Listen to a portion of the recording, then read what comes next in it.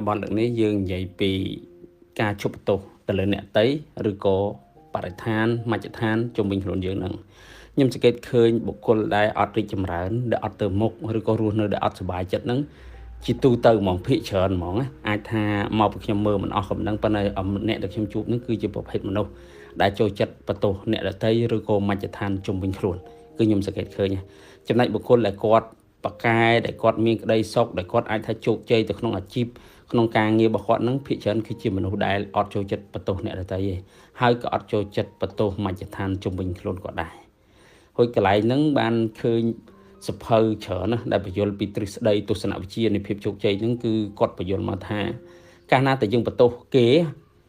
គឺយើងព្យាយាមស្វែងរកលេសឲ្យខ្លួនឯងក្នុងការផ្លាស់ប្ដូរក្នុងការអភិវឌ្ឍខ្លួនក្នុងការធ្វើឲ្យខ្លួនឯងផ្សើរឡើងរកលេសក្នុងការមិនដោះស្រាយបញ្ហាទុកបញ្ហានឹងចាស់ហើយតម្លាក់ទៅឲ្យអ្នកដទៃដល់ពេលអញ្ចឹងយើងនៅតែឧទាហរណ៍យើងឧទាហរណ៍ចេញពីរឿងទូចពីសិ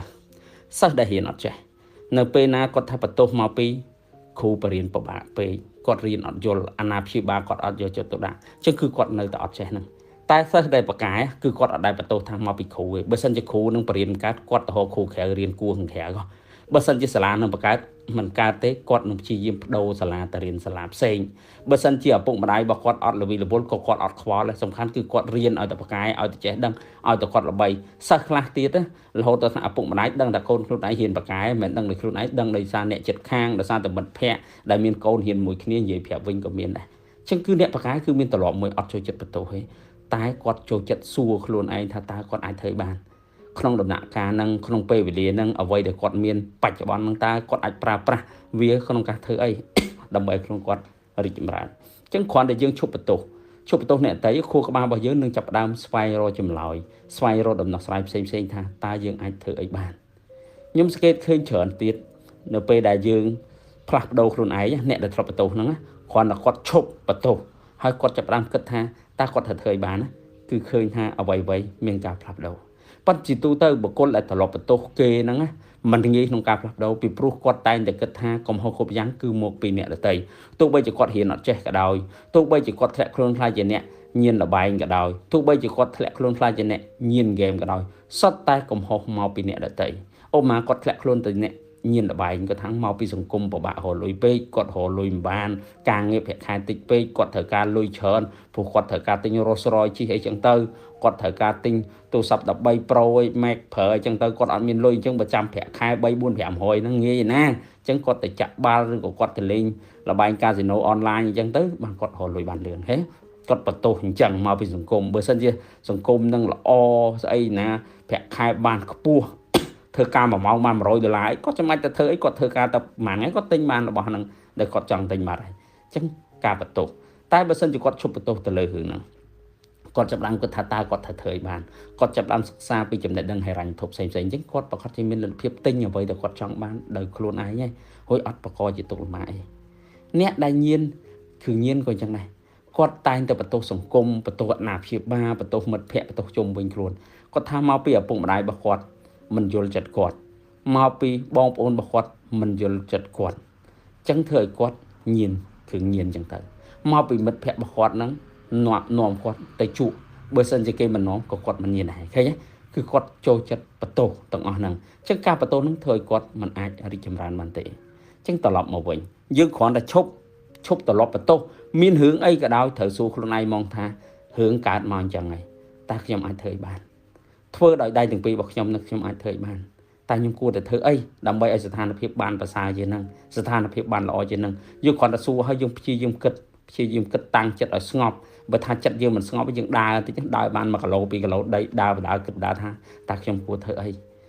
ស្ថានភាពហ្នឹងគួរធ្វើអីឥឡូវហ្នឹងមិនបាច់គិតរឿងបន្ទោសថាកំហុសអ្នកណាគិតតែខ្លួនឯងតើយើងគួរធ្វើអីបាន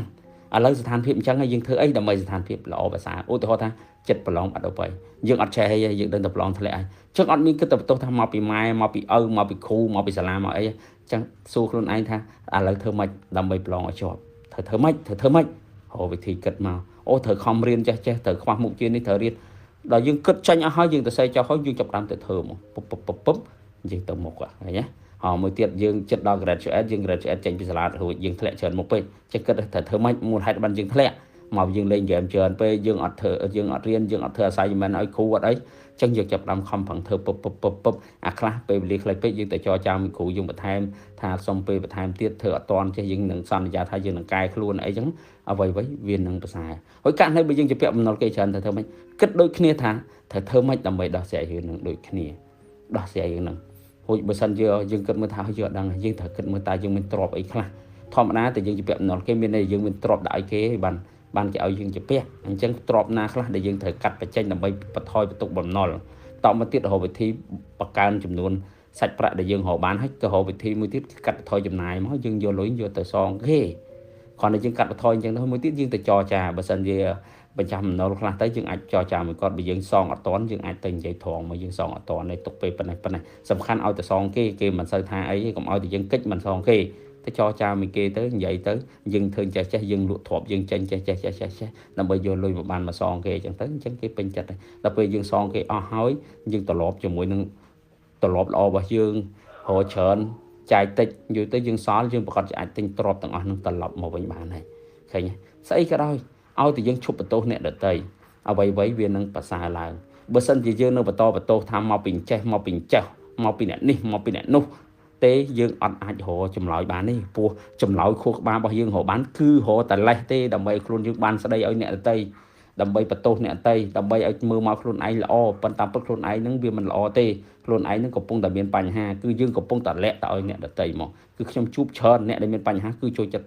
បន្ទោសតម្លាក់កំហុសទៅលើអ្នកដទៃហ្មងគឺគាត់អត់រកវិធីដោះស្រាយហួយសង្កេតឃើញអ្នកដែលធ្លាប់ធ្លាក់ឲ្យក្រោកឡើងវិញគឺក្រោកបានដោយសារតែគាត់អត់បន្ទោសអ្នកដទៃហ្នឹងគាត់ព្យាយាមរកដំណោះស្រាយផ្សេងគាត់ព្យាយាមធ្វើអ្វីដែលគាត់អាចធ្វើទៅបានហ្នឹងយូរទៅគាត់អាចដោះស្រាយបញ្ហាខ្លួនគាត់បានទាំងអ្នកជាពាក់បំណុលគេច្រើនអ្នកមានបញ្ហាផ្សេងគឺសិតតែដូចគ្នាអញ្ចឹងគ្រាន់តែជប់បន្ទោសទៅចាប់ផ្ដើមគិតរកវិធីដោះស្រាយទៅស្វែងរកដំណោះស្រាយផ្សេងទៅជួបអ្នកដែលចេះដឹងសុំគំនិតយោបល់ពីគេមកបានគំនិតយោបល់ហ្នឹងយកមកអនុវត្តទៅឃើញថាអ្វីនឹងប្រសើរអញ្ចឹងខ្ញុំសង្ឃឹមថាគំនិតមួយហ្នឹងជួយដាស់តឿនបងប្អូនបន្ថែមចាប់ពីថ្ងៃទៅកាត់បន្ថយបើអាចឈប់ហ្មងហិតទៅប្រសើរប៉ុន្តែយើងអាចព្យាយាមដាស់សតិខ្លួនឯងថាកុំបន្ទោសអ្នកដទៃកុំបន្ទោសសង្គមតែត្រូវគិតមើលថាយើងអាចធ្វើអីបានជាមួយនឹងសមត្ថភាពដែលយើងមានហ្នឹងបើសមត្ថភាពគ្រប់តើយើងអាចធ្វើអីដាក់ដើម្បីពង្រឹងសមត្ថភាពយើងបន្ថែមបាទសូមអរគុណ